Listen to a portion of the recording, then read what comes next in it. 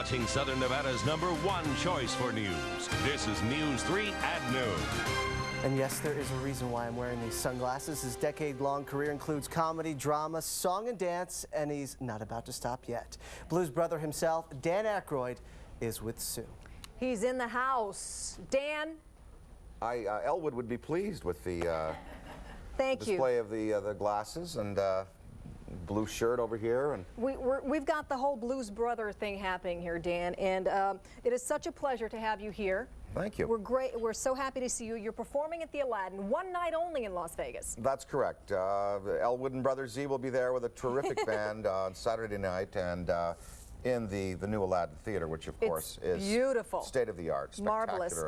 Spectacular accommodations. And we're going to do this right off the bat because we had said this. We are going to give away 4 tickets to see Dan and Jim Belushi do the Blues Brothers and, of course, everything else. And we're going to have Dan sign these. So the first caller right now is going to get 4 tickets to the show. Call 642-3333. Our regular viewers know that's a different number. 642-3333. First caller. Guaranteed entertainment, absolutely. Oh, of course, of course. The other day I just happened to see again Blues Brothers 2. And in the second movie, you decided to go with John Goodman. And at that time, a lot of people said, why didn't you go with John Belushi's brother, Jim? Well, actually, the way it worked was John Goodman had always been written into the story. It was Jim who was supposed to play the Illinois State Police commander. Now, he had a television show at the time with Michael Mann. It was a detective show, an hour show, and he couldn't join us because he couldn't get out of that TV commitment. So instead we hired Joe Morton, the great Broadway singer, star, terrific actor, and you know, turned out to be a good companion piece to the first movie. Well, now you've got Jim doing it on the road. Right, right. Well, he is the blood brother.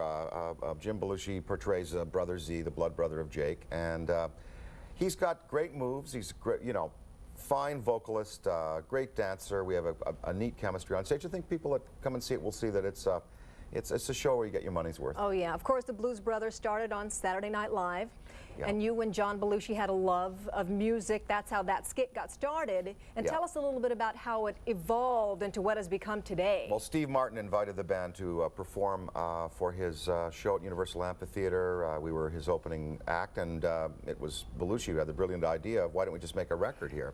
So we backed up a recording truck and made a record on the cheap. I think it was $150,000 it cost back then, which was cheap in the record business, and went on to a double platinum status. And from then on, I like to think today we're like a law firm. You know, we have a deceased partner, yes, but we're still in business and still active here. It's 20 years later, and you know, the Blues Brothers goes on because the strength of the music is there. These songs are so appealing, and I think that's what people enjoy about it. Did you ever think it would become such a cult-like status for the Blues Brothers and everything you guys do on stage and the antics and everything else? Certainly after John died, I never thought that I would go back into it, but then we opened Hard Rock in New York and Dallas, and I started to do it again, and it was just fun. And Elwood kind of took over again, and I'm worried about him coming to town, what vehicle he's going to drive, though. And so we're working with the police to make sure that all goes very smoothly and there'll be no trouble, and he gets out of town, you know, without having to wear handcuffs. Well, you are just such a versatile performer. I just love seeing everything you do. First, you've got Saturday Night Live, the Blues Brothers movie, then things like Driving Miss Daisy, of course, you know, My Girl. It's just, those were good movies, the My Girl movies. They were very good movies. They were well written. I've been very fortunate. I have worked with the greatest writers, producers, and actors in the business, and that's where my success has come from, out of the people that I've worked with, really, and just those partnerships and relationships. And you know, I've had a wonderful run, and I'm writing now, several movie concepts, so you know, we'll see what happens. But for this tour, this is just one of the stops. You're going to be going where else? Bahamas, Bermuda, Connecticut, and possibly another one or two in there. Well, how did the folks in Bahamas and Bermuda, is it the same kind of following that you have here in the States? Well, are they as crazy as we are? I would think so.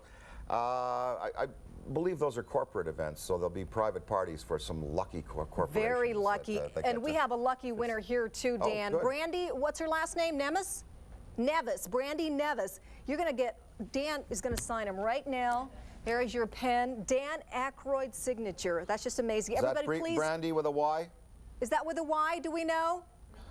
We don't. Go. She'll accept it, whatever you write on there, make a Dan. couple, yeah. Everybody else, please stop calling. The phones are ringing off the hook. We do have a winner. Signed Dan Aykroyd tickets. Dan, what a pleasure to meet. And this guy is so down to earth and wonderful. He was just sitting in there waiting for this to happen. We just love folks when all these stars come in and they're just so nice and wonderful. And Thank you. What a nice, pleasant interviewer. You had a lot of hard news to deliver today. Boy, oh boy, oh boy. That's why we need a little music and fun in the world, don't we? Yes, we do. So go check out the Blues Brothers. Please do come, folks. You'll have a great time. At the Aladdin. We'll be right back, folks. Thank you.